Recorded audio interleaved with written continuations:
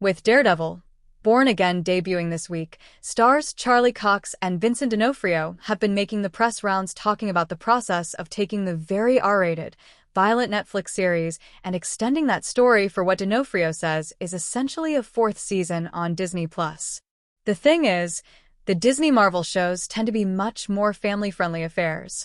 Bone crunching isn't really a thing over there. Or, at least it didn't used to be.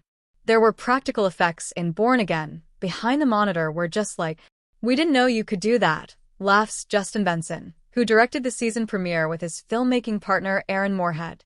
That it just happened in camera. And it should be said that Vincent should get a lot of credit for one of the biggest gags in the show. He was a team leader on that, and it benefited. D'Onofrio, who of course plays the kingpin of crime in the show, Wilson Fisk, agrees that much of the credit for such moments goes to the special effects team. And while they're not giving away the specifics of that particular scene, the team all agree that they can't believe it made to the final cut of the episode.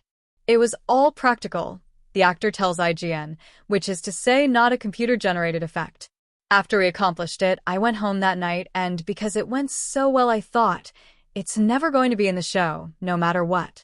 But the moment did make it, and not in an altered state to downplay how violent it is either. No softening it up, says Moorhead.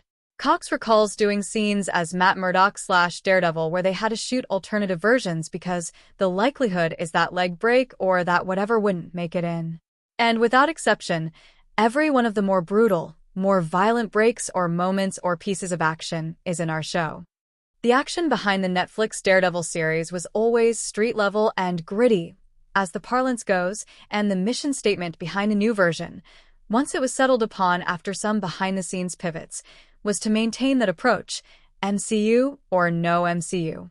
Even little touches like Matt breathing so heavily after an intense fight scene are meant to drive home not just how human Daredevil is, but also that there's an emotional drive behind the scene beyond just punch guys. We've always tried to do that on the show, says Cox.